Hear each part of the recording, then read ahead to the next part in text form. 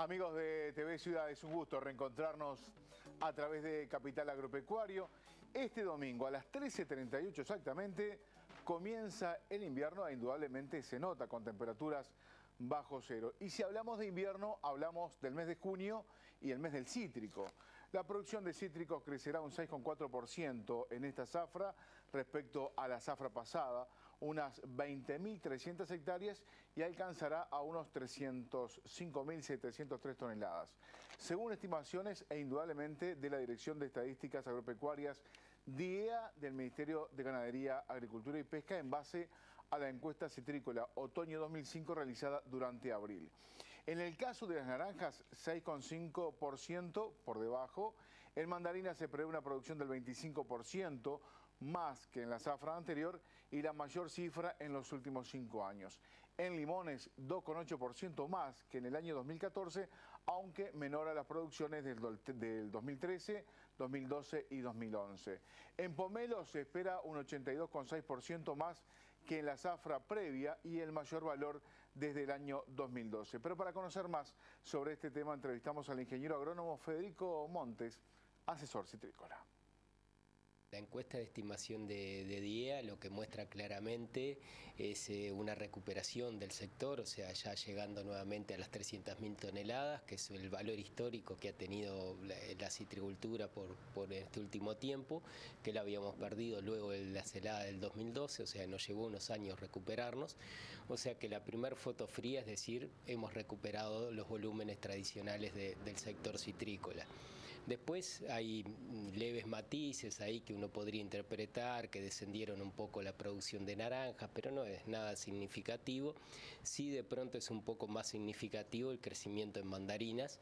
Eso habla claramente de lo que es la apuesta del sector citrícola a salir de una producción de naranja, que es más bien tipo un commodity, a ir a especialidades como las mandarinas, ya focalizadas a otros mercados. Y como segundo punto importante, es que en la estimación es claro que hay casi 1 millón de plantas que comenzarían a entrar en producción en los próximos 2 años o 3 años, o sea que ese millón de plantas puede hablar de unas 90.000 toneladas más de fruta.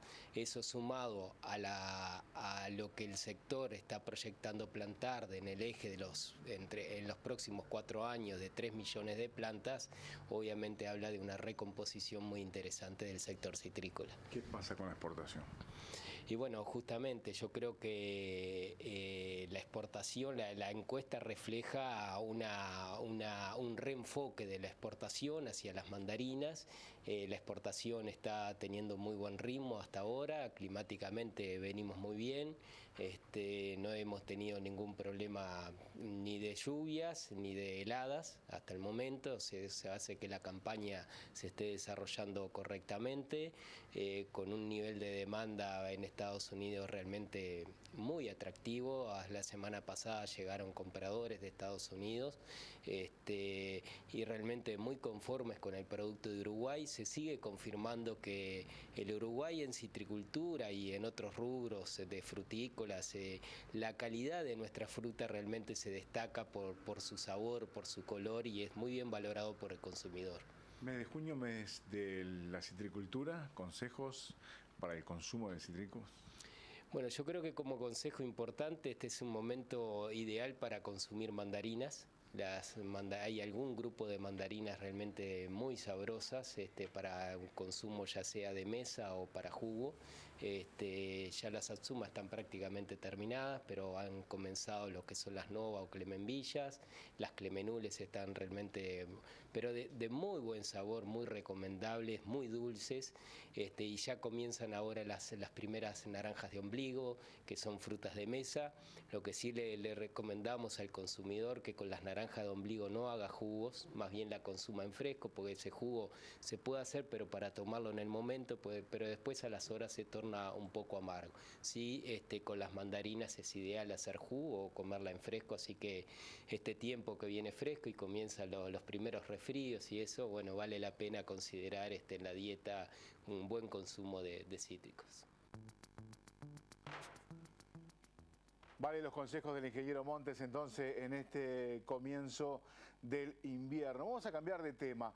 En el segundo semestre del año 2014, la compra-venta de campos en Uruguay registró un precio promedio de 4.336 dólares por hectárea, el valor semestral más alto que se haya registrado desde que hay datos. Según información divulgada por la Dirección de Estadísticas Agropecuarias del Ministerio de Ganadería, entre julio y diciembre del año pasado se realizaron en el mercado uruguayo 1.267 operaciones de compra-venta, lo que marca una caída de 33% respecto al igual periodo del año 2013.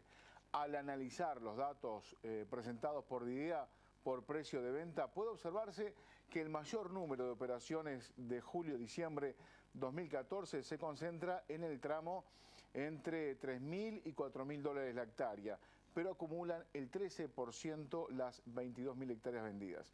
La información mostró que el precio promedio anual aumentó de manera importante el año 2013 y el valor de la tierra también el año 2014 expresado en dólares. Es más de 10 veces el que se había registrado en el año 2002. Así lo explicó el ingeniero agrónomo Fernando Rincón de Estadísticas Agropecuarias del Ministerio de Ganadería.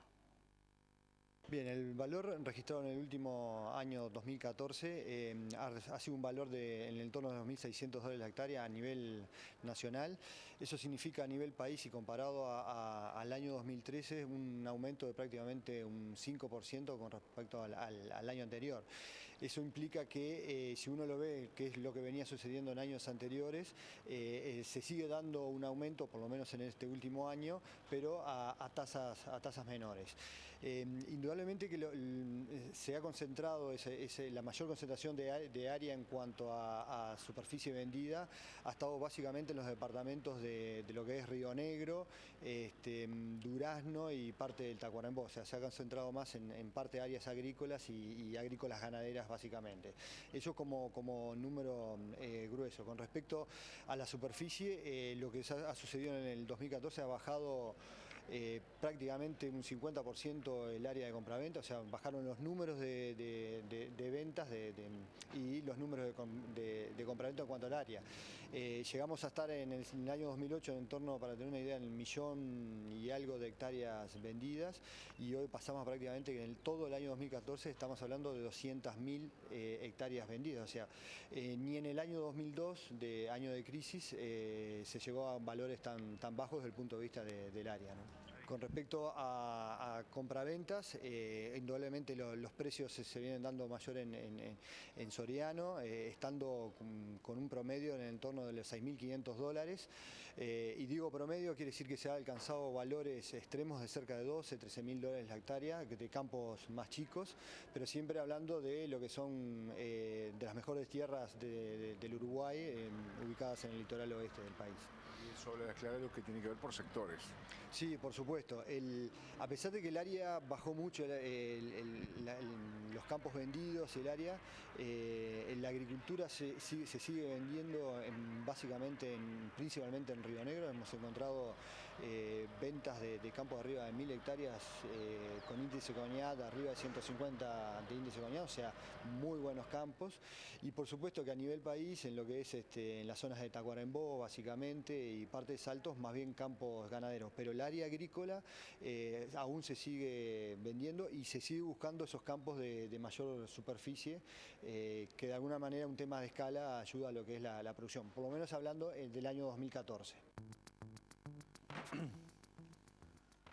Un dato no menor, el semanario Búsqueda informó que el delantero del PSG, justamente de la selección uruguaya, Edinson Cavani, compró un campo en Salto de 1.376 hectáreas y pagó una cifra de 5,4 millones de dólares.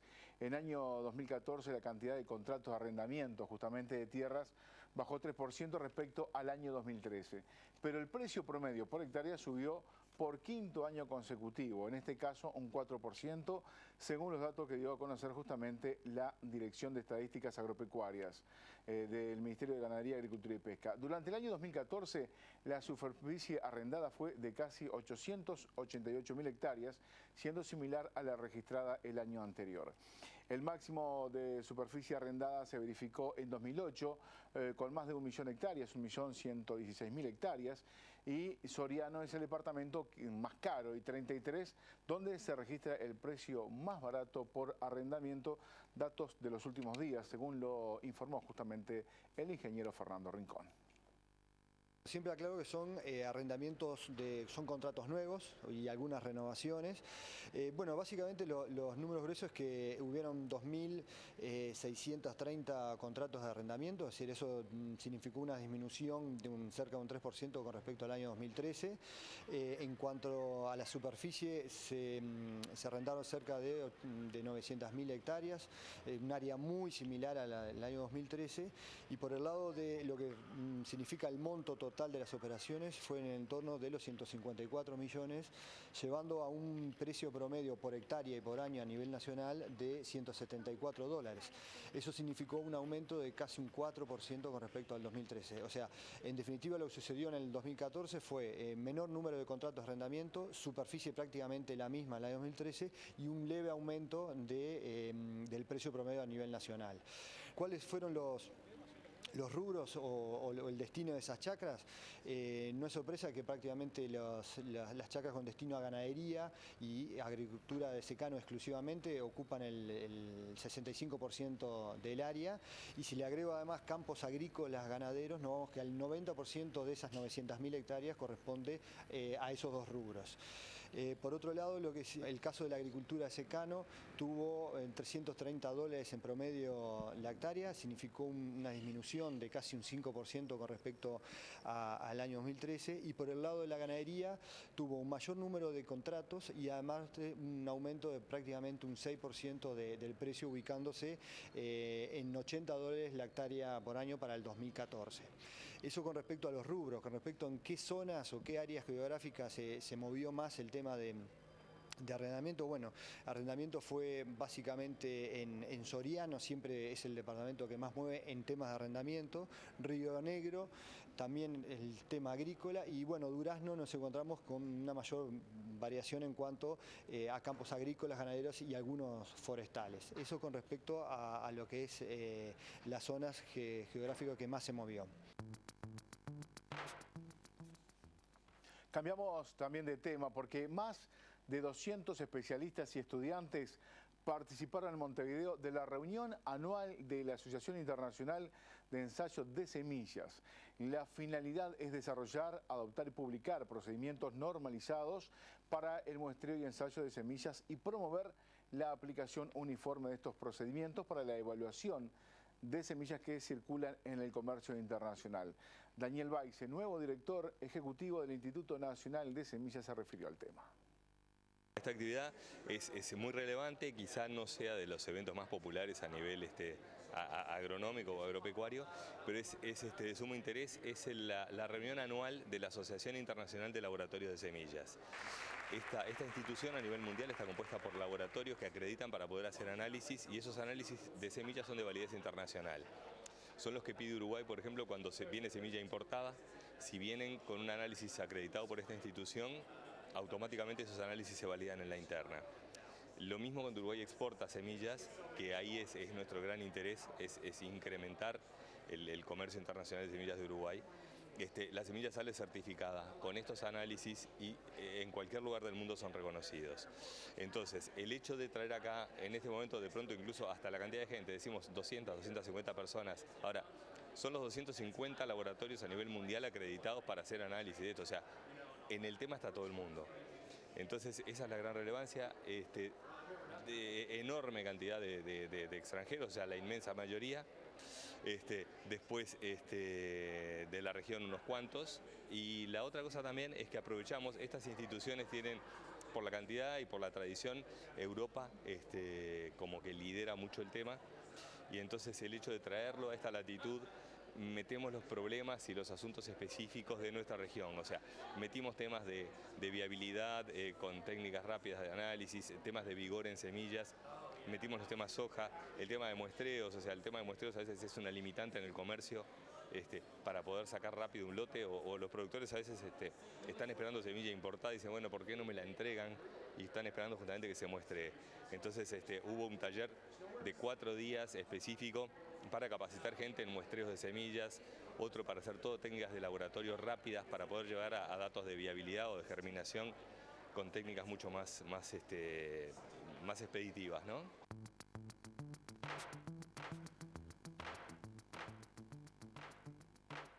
En minutos entrevistaremos al subsecretario del Ministerio de Ganadería, Agricultura y Pesca, el ingeniero agrónomo Enzo Benech.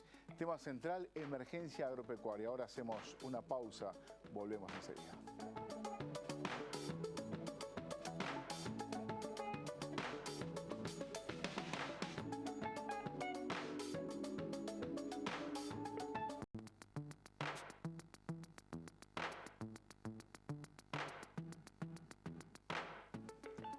Seguimos en Capital Agropecuario. Es el gusto de recibir al subsecretario del Ministerio de Ganadería, Agricultura y Pesca, ingeniero Enzo Benech. Muchas gracias por la deferencia de estar compartiendo justamente esta entrevista en un momento bastante especial del sector agropecuario. No, eso es un gusto para nosotros, no hay nada que agradecer.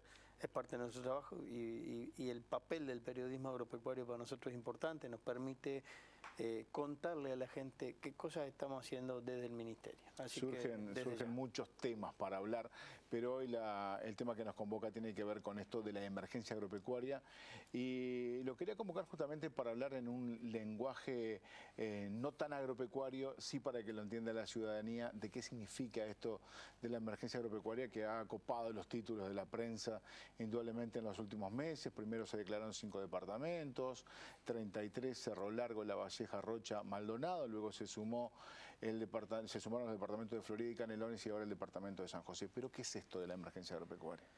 Bueno, vamos a tratar de ser lo más sencillo posible, a ver si el público que no es agropecuario nos entienda.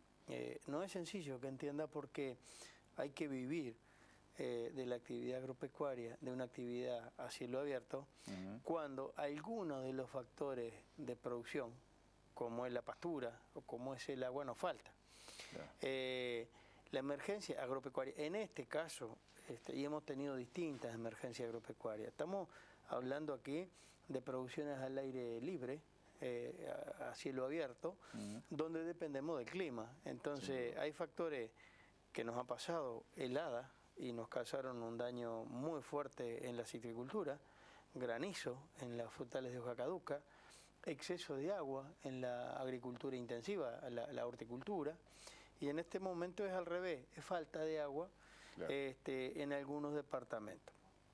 Entonces, desde el Ministerio monitoreamos la situación y cuando se dan determinadas condiciones, y en este caso que es sequía, es déficit de agua en el suelo menor del 40% de la capacidad de campo, lo cual limita el crecimiento del forraje, limita la disponibilidad de agua para consumo animal y humano, y ustedes saben, cualquiera sabe que sin agua no podemos vivir, sin duda. Y sin alimentos tampoco. Es una situación muy crítica, muy preocupante para quien vive de esto, ver que sus animales no tienen comida o no tienen agua para tomar. O, en el peor de los casos, las propias familias tienen dificultades para acceder al agua. En ese caso, nuestro ministerio, cuando se dan esas condiciones, decreta la emergencia, lo que habilita a poder utilizar el Fondo Nacional de Emergencia Agropecuaria, y en ese caso establecemos medidas de ayuda. En realidad son dineros públicos que ayudamos a los productores básicamente con un criterio de que los chicos sean los más beneficiados, y aquí son los productores familiares, los que tienen 500 hectáreas con EA o menos, que viven de esta actividad, que viven en el predio, que utilizan su mano de obra familiar, los que los ayudamos de distintas formas. En algunos casos los que son criadores con ración cascarilla de soja para alimentar sus vacas, con ración de 18% de proteína para destetar sus terneros, o también la cascarilla para las ovejas, o el acceso a crédito con intereses subsidiados a través de microfinanza para el restablecimiento de las pasturas. Todas estas medidas que no son la solución definitiva, pero que se dan en una coyuntura desfavorable para el sector porque se da una seca que a mi juicio es de las peores de todas. En otoño, cuando antes del invierno, cuando las pasturas deberían crecer fuerte, no crecen, no se han podido instalar los verderos, y en este momento, además, y es conocido por la población, empezaron los fríos. Claro. Estábamos un poco mal acostumbrados porque teníamos temperatura veraniega, pero ahora empezó a helar y a helar fuerte, y bueno, entonces la situación se agrava con el adicional de en algunos rubros, de una situación de precios totalmente desfavorable, caso de la agricultura y caso de la lechería. Claro, se juntan Entonces las dos hay una partes. conjunción de Claro. factores que hace que se genere una crisis de dimensiones importantes, no en todo el país, porque en algunas zonas llovió bien, pero que nos hace que vayamos monitoreando y vayamos cambiando. Empezamos con 5 departamentos, le agregamos 2, ahora estamos agregando otro más, y lo tenemos que seguir monitoreando y viendo, ¿verdad? Sí, es indudablemente de que la lechería está viviendo un momento muy particular, luego de unos cuantos años de réditos muy rentables para el sector, donde debe ser uno de los sectores que más invierte en el Uruguay y que más gastos tiene. El cambio fue rotundo para este sector, también la agricultura se ha visto afectado y no se visualizan lluvias por ahora, así que vamos a tener este fenómeno por un tiempo largo. ¿Y qué costo está teniendo para el Uruguay? ¿Qué costo está teniendo para el Ministerio? ¿Cuánto se debe desembolsar para justamente encarar este tema? Mucha plata. Me imagino.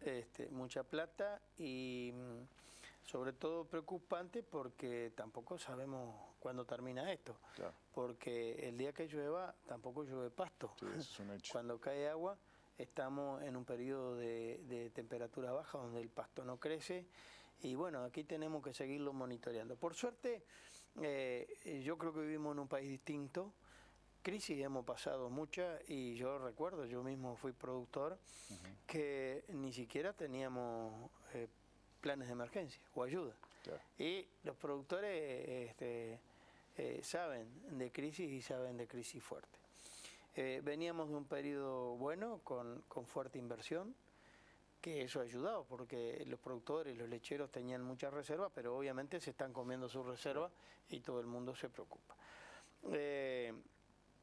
Yo creo que, como todas las crisis, esto genera gran preocupación, pero también oportunidades. Cuando nosotros definimos ayuda, también definimos algunos criterios.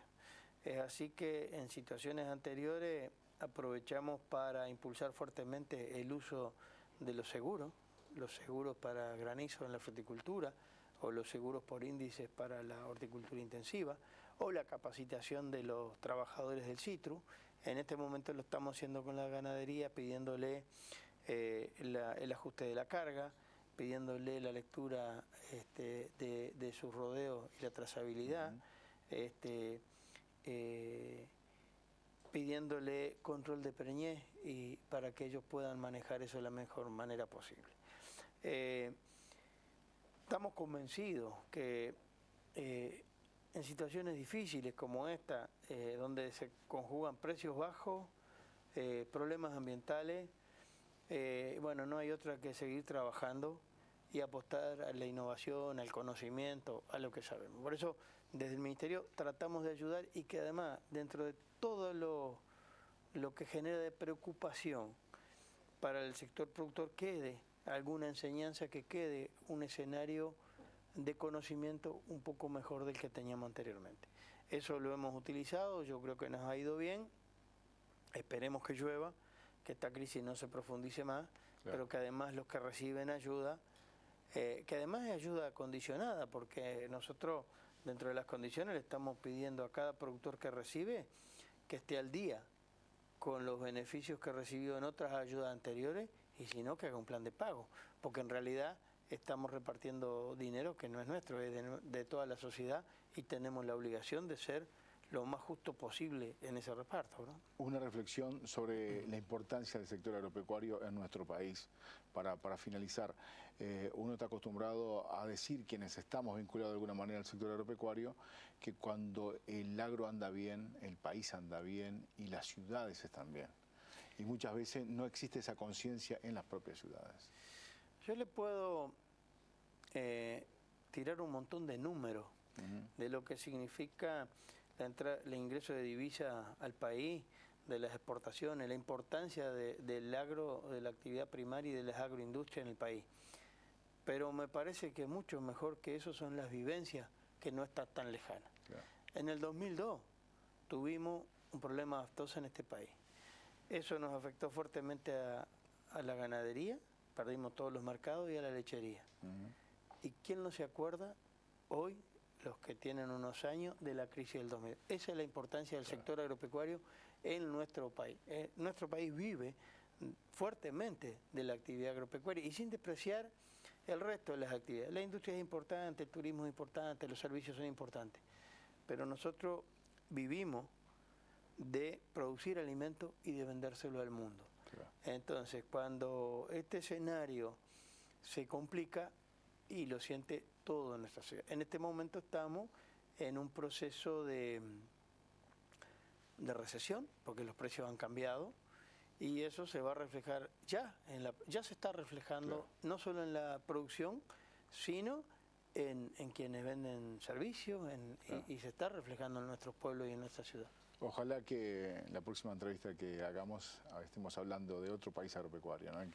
Y que esto sea simplemente coyuntural. Ojalá que volvamos a los años anteriores, que el Uruguay le fue muy bien en este sentido. No tenga duda, porque el mundo sigue comiendo. Sí, señor.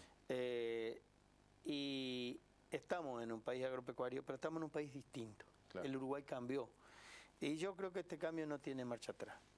Pero además, siempre, después de un repecho viene una bajada. Sí, señor. Ahora estamos en el repecho. No sabemos si estamos terminando el repecho o empezando el repecho, pero la bajada viene, quédese tranquilo. Ojalá que estemos casi en el final. Muchas gracias, Benny. Gracias a usted. Volvemos con Capital Agropecuario el próximo viernes a las 20:30, como siempre decimos, para tomar conciencia de lo que significa este sector en la economía nacional. Hasta el próximo viernes.